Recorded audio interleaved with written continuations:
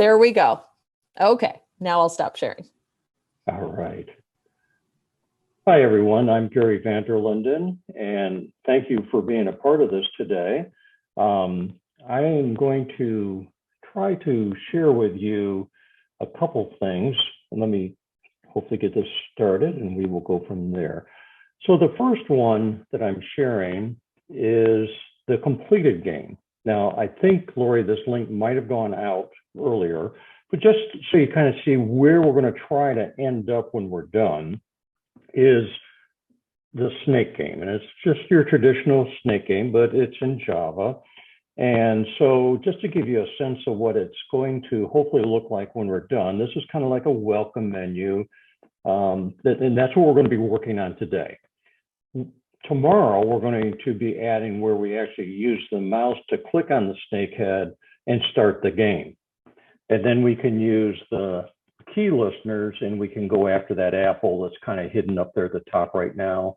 And then we will learn how to do collision detection, and we will add to the snake, and the game goes on, and then you can get addicted to it. So that's kind of the goal for when we're done. Now, for today, and I know you can see the code, but that's okay. Today, we're going to get as far as we can. My hope is that when we're done today, I don't know if you saw the image on the instructor notes at the very beginning, where it looks like the end result, but it's not letting you click on the snake's head at that point. So right now, the code that you should have access to, if you hit run, it will do this. And so that's where we're kind of starting. I'm going to start.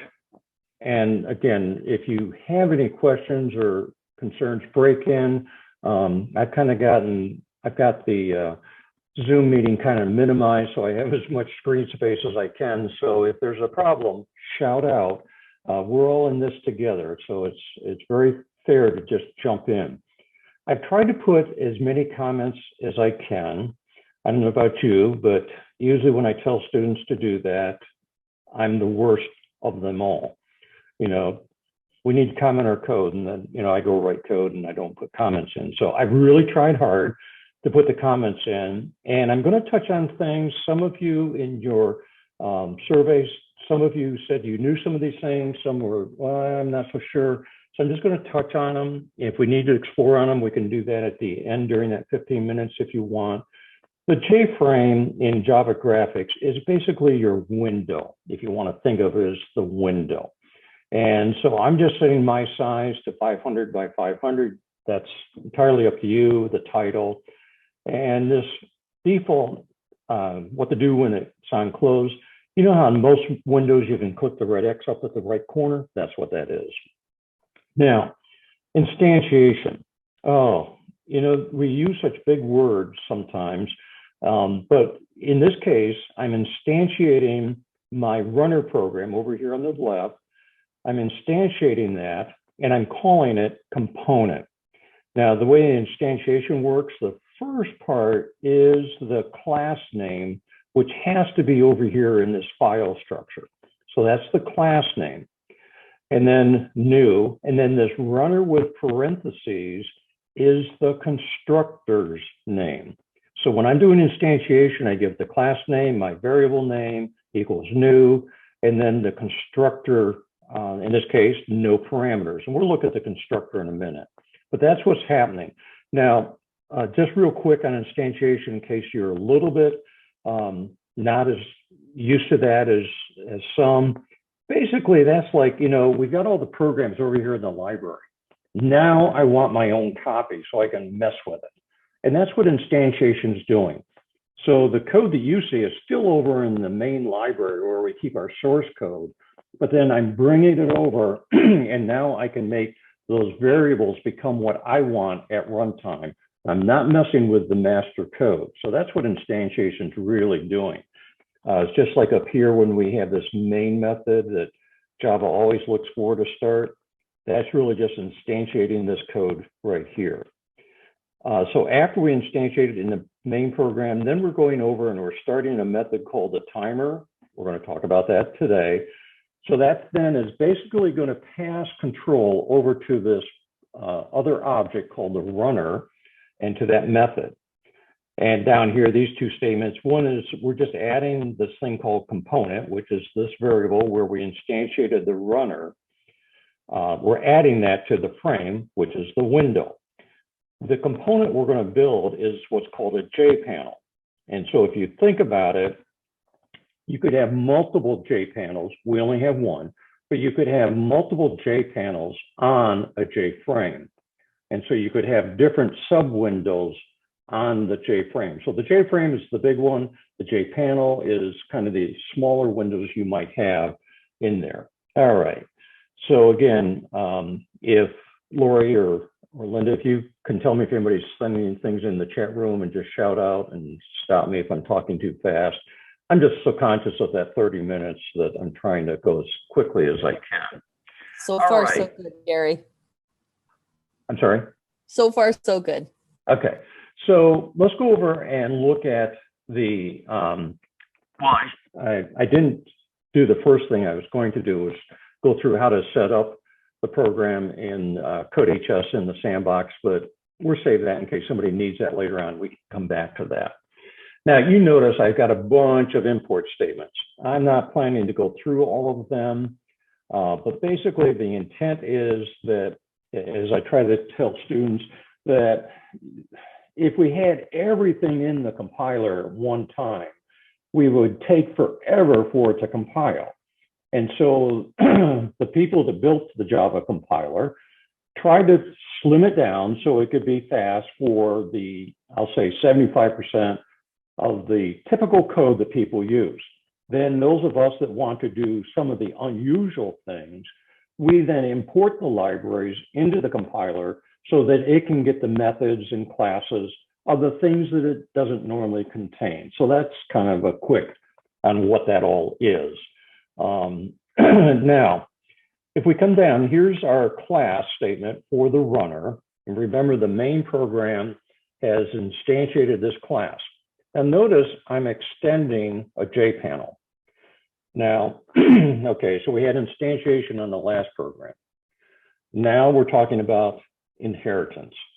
Okay, so again, we got all these crazy words, but inheritance simply saying my program is extending J panel. Honestly, I have never looked at the code for J panel. I've never tried to figure out what it does. I know that I can use the methods that are in J panel, and now my program looks like it's a J panel with my code. That's what inheritance does. I get to inherit the methods and structure of the parent program. And so that's what's happening here. We're not going to use all the methods that are in a J panel, but we have access to them. So that's what the inheritance means right here. We'll get to this tomorrow. Okay. Oh, I see a spelling error there. I'll have to fix that. The best practices is, and again, you know, we all say these things and sometimes we are good at it and then other times we get to where we just do it as we want to. But I try to communicate that I think it's a best practice to put all your variables after the class statement before the constructor. If you have a different opinion, it doesn't bother me at all. Okay, that's just how I think of it. So they're in one order. I used to also say they should be alphabetical, but I've given up on that because it's just too difficult. We're going to talk about the timer in a few minutes.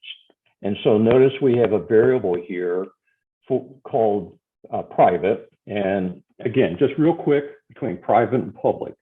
Private says that this variable is only available to this object. Public means that any of the objects that are collectively together as my program, if you will, could have access to it. And we will see that more tomorrow when we do some public variables as well. 90% of the time, probably, they're always private. And again, you might ask in a few minutes, we're going to actually create the timer. Why am I doing it up here as a variable and then later on actually creating the timer? Again, I just like to have everything as I can in the beginning of the program so that as you look through here, you see these things and you can begin to make sense of what's going on. Now, again, not every program, but most objects, there's some kind of housekeeping that you have to do, maybe only one time.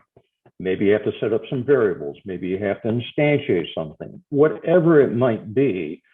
And so the technique that I use is to create a Boolean. I always call it first time, and I set it to true so that later in the program, when we hit it, we're only going to do it one time. And then after that, we will just skip around it. I've not found a better way to do that in Java. And so that's just the technique that I try to use, is to be able to have a section of the code where I only want to do it one time because I don't want to reinstantiate every time through the code. All right. Later on, in just a couple seconds here, we're actually going to find out how big is the screen. And so we're going to have some variables where we're going to store that. And again, you see a whole bunch of these are commented out. We're going to use these tomorrow and Wednesday, okay? So I'm just going to skip by all those that are commented out. Now we get down to the constructor. Again, the constructor has to be without any return type, so you don't see void or int or whatever. And it has to be identical name to the class statement. In this case, there are no parameters. There could be, but in this case, there are none. And you will also notice that the three statements in here are commented out. Again, we're going to deal with those tomorrow. So this constructor is doing nothing. So back in that my program, when it called the constructor, when it instantiated the runner class and called the constructor, it did nothing. Now, you may know, but even if I don't put the constructor in, Java does. It has to have one. And so honestly, the one I have right here would look just like the one they would put in if I didn't have it, because it always has to call the constructor. Okay, now let's get down to a little bit more of the meat and potatoes.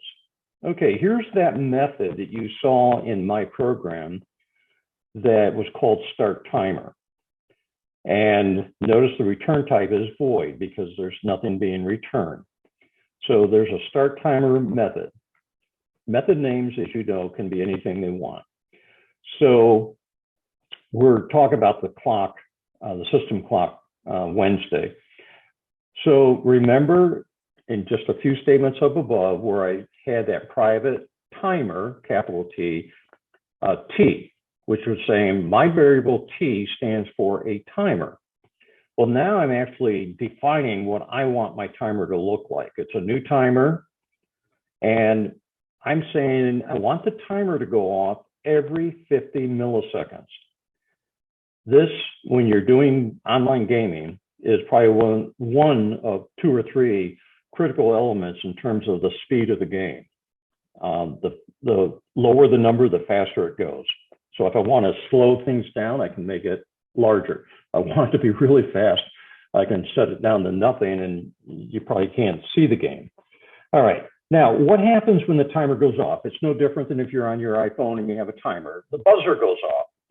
Well, in this case, the buzzer is this method name called listener. Now, I just happen to pick listener. Again, method names can be what you want. There's nothing unique about that. So when the timer goes off, it calls listener. So I'm going to jump down to the listener.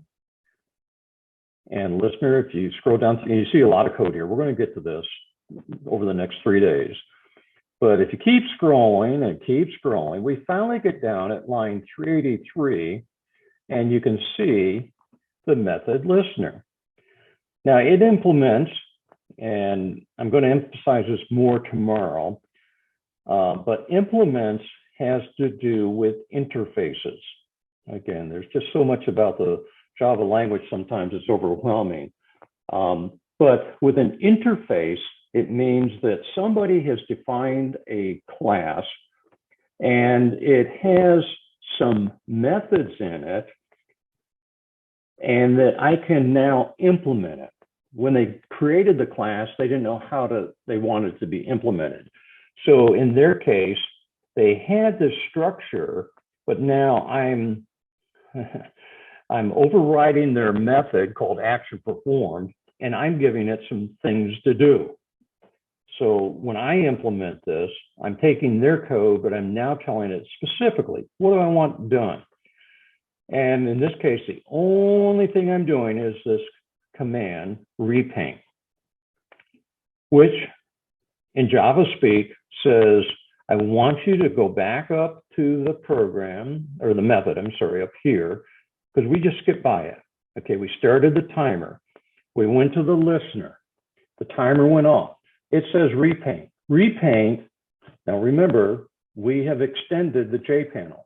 So there's a bunch of methods in there that we don't know what's going on, but repaint in the JPanel then calls the method paint component. And so it's kind of a little bit of a two-step thing to get there, but the timer calls the listener calls paint component. I mean, that's just the structure. And so every 50 milliseconds, that's going to happen. And so that's how we get that interactive flow with the game. Now, we come into the paint component, and again, you see void, because it's not returning anything, because again, think of it, we're actually in JPanel. We're expanding on it with our own code, but it's doing whatever it needs to do, and I'll use the word render. It's creating the screen for you and I to see. And the paint component through the JPanel is being passed something called a graphics package, and we're just going to call it G.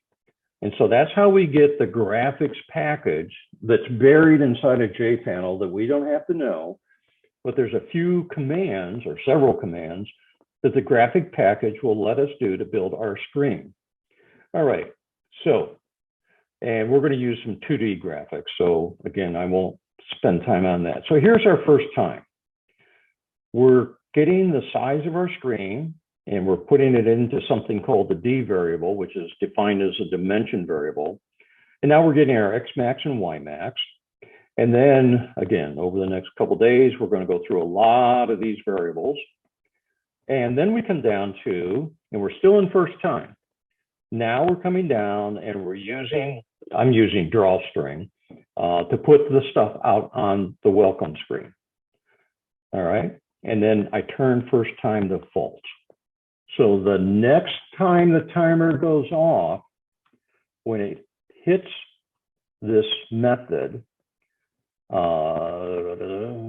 right here, if first time, it's false.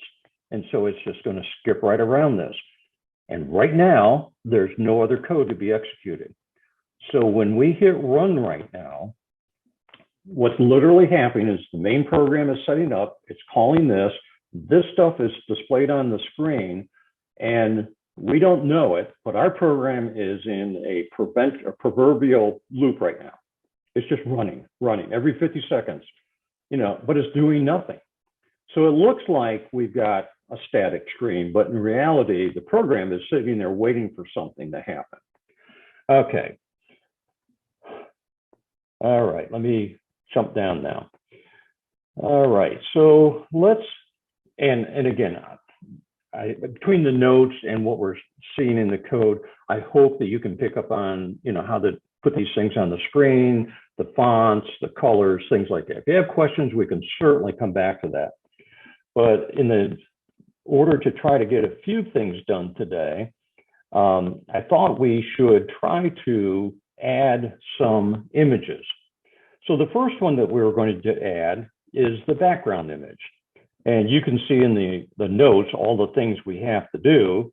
But if we come back to the code, and I'm going to scroll back up, and I'm assuming you have the background Java file imported into your code. I'm going to make that assumption. And we'll talk about that in just a minute. But in our private variables, way back up at the beginning, okay, we came down through here, and I believe we're going to find, went too far. Okay, right about here, we have on line 112, you can just uncomment that.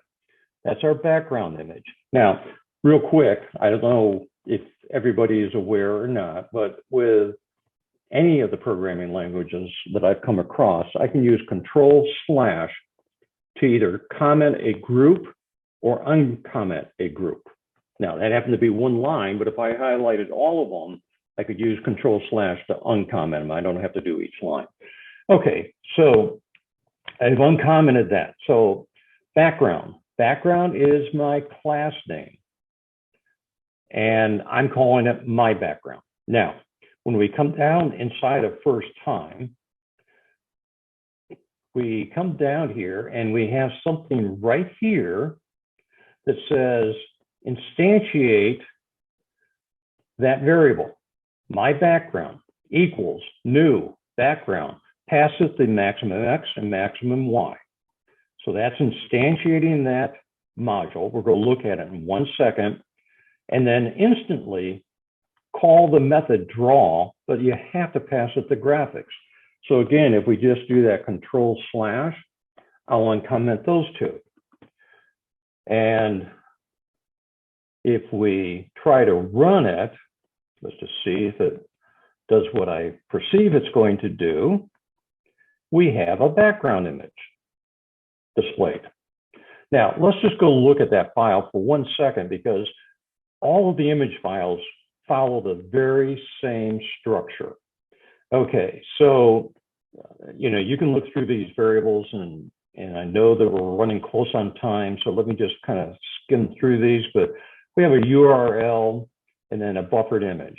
And then basically down here, we get the X and Y max from the constructor, and then we do something called a try catch. And if you're not familiar with that, it's a beautiful little thing, I tell you. It lets you try to go get the image, and you can use a try catch around any kind of situation. It will try to do it. If it works, you're fine. If not, it will catch, in this case, the IO exception. There's other kinds of exceptions. And in this case, I print out a message that I couldn't get the file background. So you would know, hey, something went wrong with this. So for this URL, and we won't take time right now, but if you were to Google, whatever, a snake transparent image, I always say free, and then right click on it and get the image address, copy image address. That is what I have put in here. And you could put anything in there that probably you can get off the internet. And so that's what I have put in there. Now, this happens to be a background image. Now, when I came down here to draw it, remember I said we had that draw method. It's receiving the graphics package. Again, I'm just calling it G. I translated it into 2D graphics. And so I'm using the graphics 2D draw image method. I give it the image name, the starting X and starting Y, which in this case happen to be 0, 0, and then the X max and Y max. The reason is I want the whole screen filled up. Later on, when we're doing some of the other images, that's not going to be true. And that last parameter is just null, and we'll just let that go for there. Okay, so that's how we got the background there. Now, if you notice, we also have some other image files over here. And knowing that we're probably not going to get through all of those today, again, I hope that I've given the details in the instructor notes, but if I come back to the runner program, and we're just do one more. If I scroll down through here, let's just do the arrow. Okay, so I'm going to come down and I'm going to find where I have my arrow right here. And again, I'm just going to uncomment that one. And I know that I'm not taking you through the details on how to create it, but hopefully you can look at the structure of the code and pick that up. I come down into here and I have my arrow right here. And that's instantiating the object. So again, we're pulling it off the shelf, the standard code, I'm pulling it in, and now my object has values in X max and Y max. The one on the shelf doesn't. That's the big difference with instantiation. and then I call the draw method. And if you look at any one of these, you're going to see they each look very, very similar. So now when I go to run, with any luck, we will have added our arrow. And we've added the arrow. And so doing the other images, if I look at the snake image, that's the only one that I haven't done, it would be the same process. And again, if you look at any of the programs, like for the arrow program, I have used the same structure for when I want to do an image all the time. In fact, is I actually had to kind of clean this up for this because I typically don't change the names. You know, like here I have arrow and the other one I had snake image or whatever.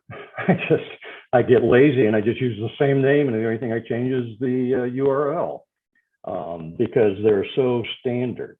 Now, the snake head, we will have to probably, given the time, add that tomorrow in our session. That is actually part of our game. The snake image is another image. The snake head is actually going to be drawn by our snake head Java program.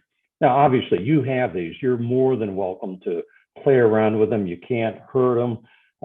You know, try to your heart's content. Today, we have not added the mouse listener or the keyboard listener.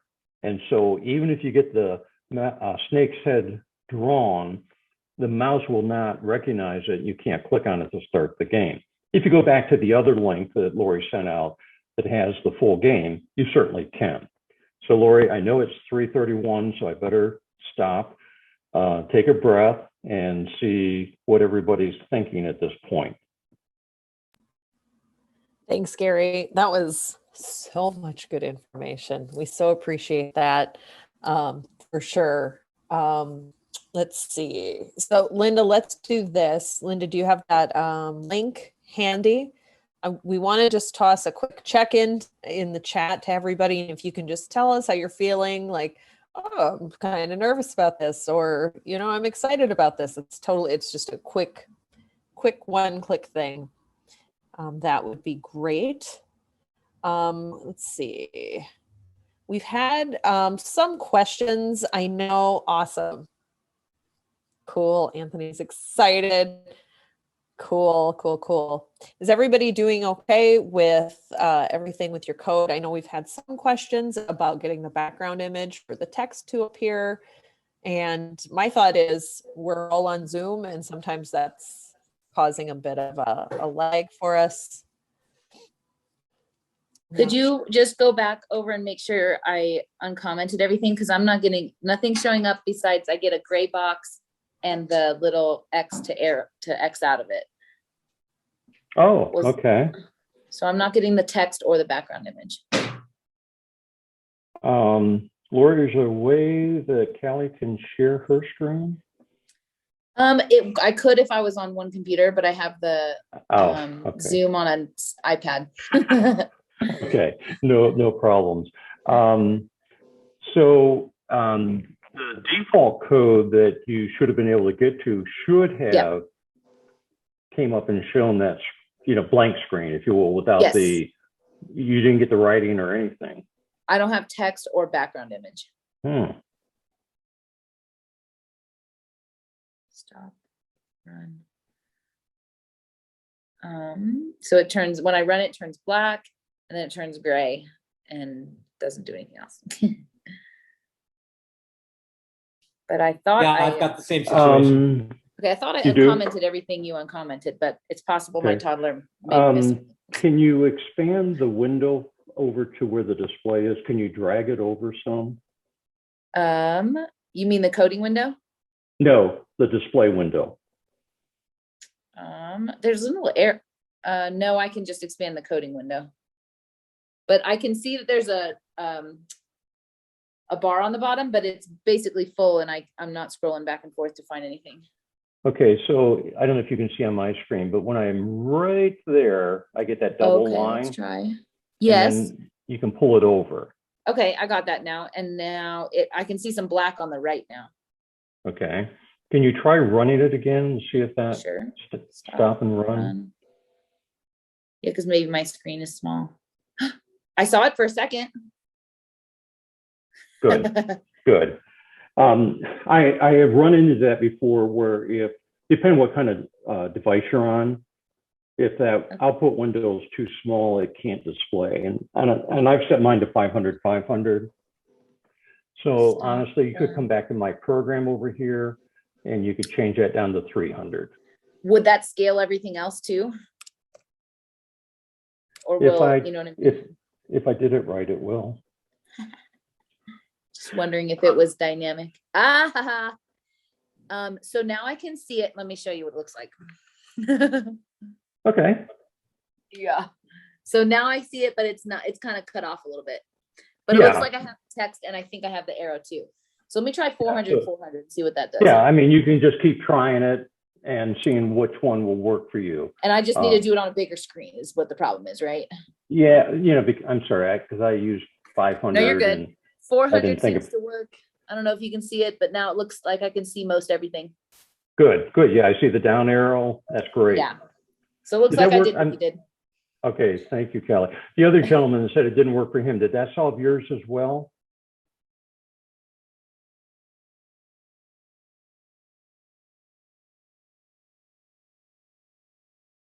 Maybe not.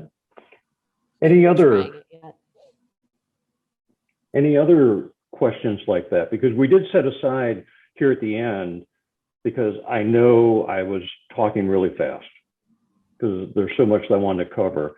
And that's why I did the instructor notes as well. So you have kind of like the written offline that you can use as well. And if you're like me sitting through something like this, I probably won't remember 10% of what I said by the time you get to it whenever. So. Okay. Hey, Gary, we had one person, if nobody else has questions about this right at the moment, we had somebody ask about just using CodeHS Sandbox. Could you talk to that a little bit or talk about how you just start a sandbox program? Sure. And that's the part I skipped at the very beginning. So if you are in your CodeHS account, over here at the left, you see this thing called Sandbox. And so I'm going to click on that. It will take me to my sandbox, and I've got an awful lot in there. But anyways, I've set mine up into folders, meaning that I have different folders for different kinds of things, for my classes, for demos, whatever it might be. Well, let's just say I'm creating my first program. I'm going to come up here and I'm going to give it a name, ABC, whatever name you want to put into it. And we're just going to create a program. Then you have to decide, and this is the beautiful screen that CodeHS provides to you, of all the things that you can do. Today, we're just talking about Java over here, all right? That's all we're talking about here today. Now, you have to, for what we're doing, for graphics, you have to pick Java Swing. You have to, okay? I don't know how many times I've said that throughout the years, and they'll always come up and pick a different one, and then the program doesn't work. You have to pick the Java Swing. And then when you hit create. Can you say what that one does specifically, not just that we need to use it if we're doing graphics? The Swing? Yeah, basically, Swing is the main library that Java uses for all of its graphics modules. So what it's doing behind, see right up here, it imports the Java Swing library. Honestly, that's all it's doing between you and me. Okay, but that's what it's doing for us, is that it knows, hey, if you told me you're doing graphics Swing, you're going to have that library. And if you run this particular default program that is created, what they have as a default program is a GUI program. Now, I'm not talking GUI at all in the next 3 days. I'm just talking about graphics. This is a GUI program. So it has a button. This button right now does nothing, but you can, if you go down that path to understand Java GUI, which could be another session, I guess, if we wanted to, there's a whole bunch of stuff you can do with buttons. I mean, you and I are used to screens that look like that because those are the kind of screens we fill out data on all the time. The graphics is more akin to gaming, and that's kind of what I have kind of tried to provide through this activity. While Lori, you're did that- while you're in a sandbox, I've never done the forking thing. So can that be used to because what I've done that's similar to what I'm going to ask is create an assignment where I've started it and it's actually in their little LMS. But if I make something in Sandbox and I start it and then I fork it to all the students, is that a possibility also? And Lori, jump in when I go astray on this. But in my experience, for what you were just describing, I would create an assignment in my course with a starter set of code. Yes. The only reason I'm interested in this forking thing is because, so kids can do it, but also because I use the CodeHS free version and I can't hide things. So if I did a forking thing, it might help me, see when things actually go out. Okay. And is it just like a link? Is that, so I would click fork, get a link, and then everybody I give the link to gets a new fork? So the way that the forking works with a sandbox is that you'll create the sandbox and then share that sandbox with them. You won't actually see fork on yours. You'll notice on Gary's original, he just has share and save. So he isn't able to fork because it's his. However, when you send it to the kids, then the kids can fork their own copy of it.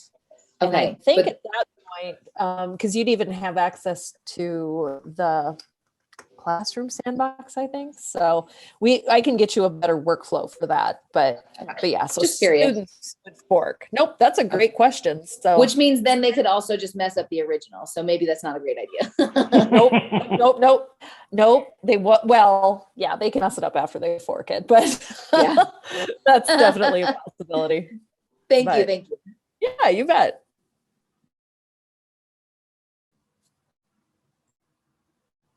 Great questions, everybody. Other questions?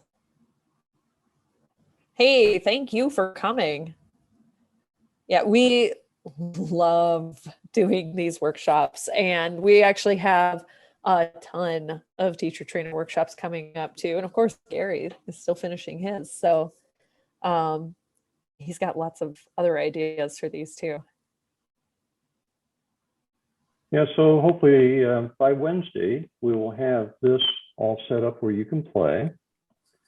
And you will find that if you try to run into yourself, and you can't really in this version because it's too small, but if I go backwards, it will cause it.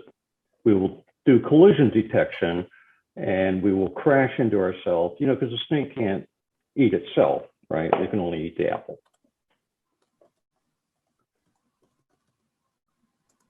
So that's kind of where we're going to go. Hopefully this has been helpful.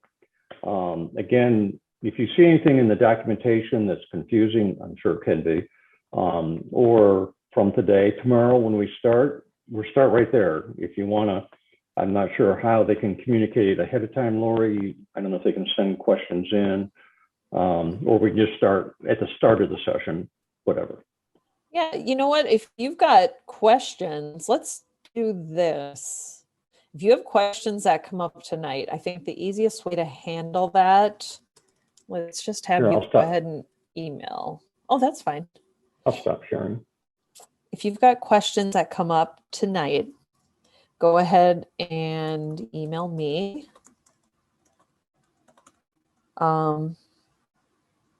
Yeah, that'll work. Or actually, Linda, I'm going to have them email you too. So we have Linda with us today, and Linda will be helping us out tomorrow. Okay, there we go. Oh, sure, Callie, that's fine. And actually, Callie, if you want, I think the same link that you have should work on Wednesday. So just come. That's totally fine. Thank you. Yeah, you bet. And we're definitely recording these, so we will send all of these out. I'll probably wait until everything's over and just send in one email so you've got all the info in one place. Cool. And if I can just jump back in, Lord, one quick second. Tomorrow when we start, I will put into the library all of the modules that we'll be using tomorrow, as well as cleaning up all the ones we did today. So you can either continue with the ones you have from today and continue on, or if you have problems and you didn't get it done or whatever, you can just pick up the new ones and start. I don't want you having to start tomorrow. I don't know about you, but it's kind of devastating to, okay, I'm already behind. I don't understand. And now I can't keep up and, you know, whatever. So tomorrow you'll have a fresh start where you can continue on. Perfect. And same thing on Wednesday. Perfect. You will leave. Thanks very much, Gary. You will leave this series of sessions with everything you need. Cool. Thank you. Thank you, guys. See you tomorrow. Thanks, everybody.